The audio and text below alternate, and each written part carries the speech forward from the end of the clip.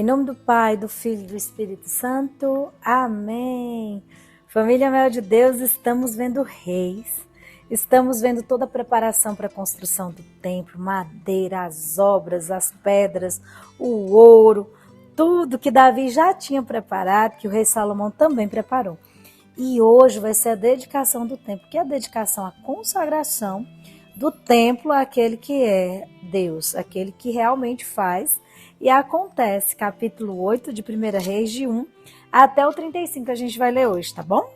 Vamos juntos? Então convocou Salomão junto de si em Jerusalém os anciãos de Israel e todos os chefes das tribos e os chefes das famílias israelitas para irem buscar na cidade de Davi, em Sião, a arca da aliança do Senhor.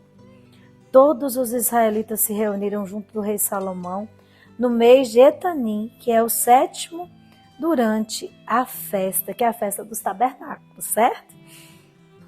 Vieram todos os anciãos de Israel e os sacerdotes tomaram a arca do Senhor. Olha que maravilha! A arca é o símbolo de toda a religiosidade, toda a força, de toda a presença viva do Deus vivo. E toda a graça de Deus se comportava na arca. Levaram-no assim como a tenda da reunião e todos os utensílios sagrados que haviam no tabernáculo. Tudo foi carregado pelos sacerdotes levitas. Lembra que somente eles são autorizados por Deus para carregar essas coisas. Somente eles são separados de todas as tribos para serem inteiramente do Senhor, como porção de herança para cuidar das coisas sagradas. Pois é, Salomão não se esqueceu desse preceito, dessa instrução que Deus deu a Moisés. O rei Salomão e toda a Assembleia de Israel, reunida junto dele, conservavam-se diante da arca. Sacrificavam tão grande quantidade de ovelhas e bois que não se podia contar. Os sacerdotes levaram a arca da aliança do Senhor para o seu lugar, no santuário do templo, no Santo dos Santos, debaixo das asas dos querubins. Então a arca da aliança ficava no lugar mais santo, mais excelso, mais tudo que se tinha no templo. Olha o versículo 8. O que tinha dentro da arca? Vamos lá no versículo 9. Na arca só havia as 2 tábuas de pedra que Moisés ali dispusera no monte Horebe, quando o Senhor fez a aliança com os israelitas depois que saíram da terra do Egito. Depois que a gente sai do pecado, depois que a gente sai da condição miserável, animalesca, que muitas vezes nós nos encontramos, parece duro, mas é verdade. O Senhor faz uma aliança de amor conosco. Ele faz uma aliança porque Deus sabe que nós vamos dar conta, mas a gente ainda não sabe. Por isso ele precisa manifestar, precisa pedir, precisa nos orientar para que nós saibamos também, pelo testemunho da ação de Deus na nossa vida, porque Deus sabe que a gente vai dar bom. Deus sabe que a gente vai se emendar, Deus sabe que nós vamos virar santo, Deus sabe que a gente vai, uma hora, viver como filhos amados. Deus já sabe disso, mas ele permite as provas, as situações, as regras, todas as graças, os pretextos para que nós saibamos também. Não é maravilhoso esse nosso Deus? E olha o versículo 10. Quando os sacerdotes saíram do lugar santo, a nuvem encheu o templo do Senhor. A nuvem significa toda a ação do Espírito Santo, todo o Espírito de Deus que precisa habitar o templo. Por quê? Não adianta uma construção belíssima, bem feita, uma obra acabada, super edificada, se Deus não habitar naquele lugar. E Deus prometeu que ia habitar. Deus prometeu que a sua presença iria estar ali. Você conhece algum lugar santo? Por exemplo, aqui o oratório nosso. Quando a gente veio para cá, para esse terreno, para esse lugar, jorrou água. E Deus falou assim, no dia de Nossa Senhora de Lourdes, que quem viesse aqui iria experimentar a misericórdia, iria tomar posse de toda a misericórdia de Deus frente à sua miséria, ao seu pecado.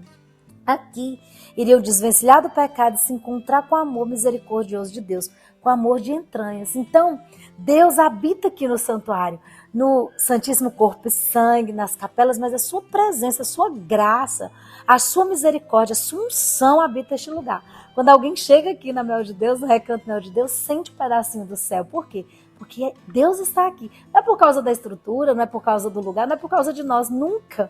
É porque o Senhor escolheu este lugar para morar.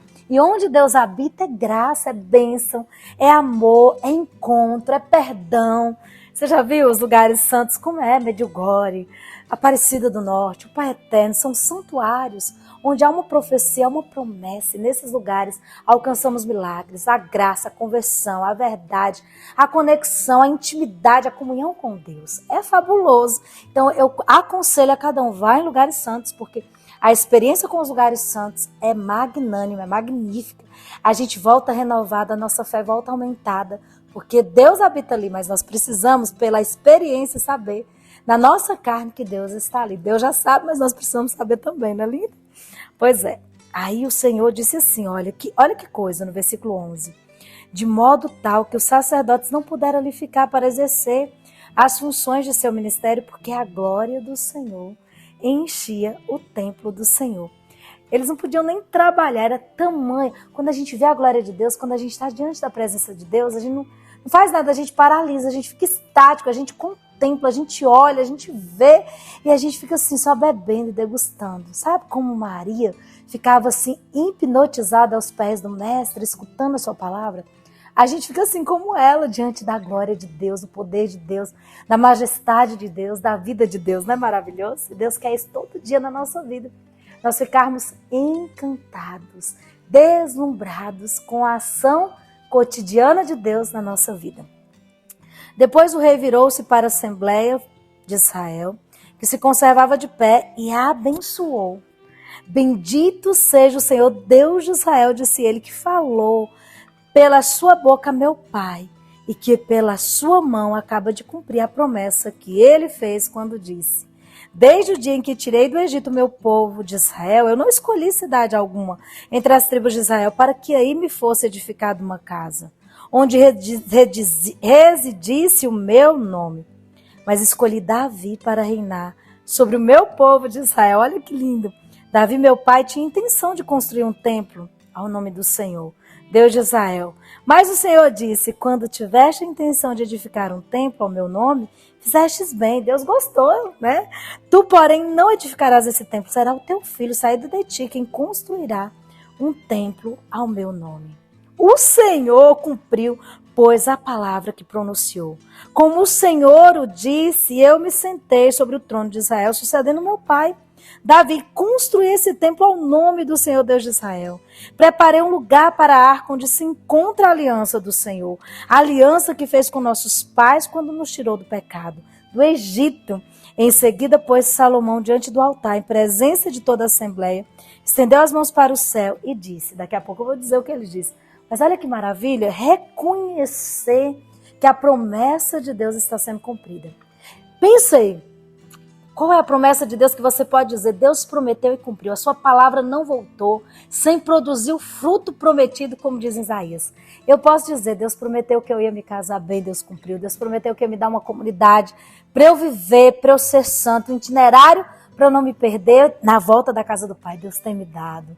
Deus prometeu que ia construir uma casa para nós, depois de anos construiu. Deus prometeu que ia dar um lugar para a gente, para salvar almas, para estender o coração, para que as pessoas se encontrassem com Deus, e Deus deu.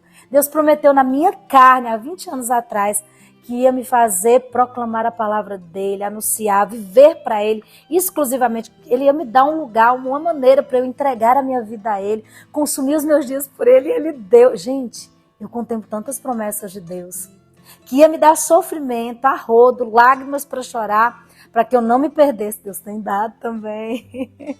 O que Deus te prometeu, que ele tem cumprido.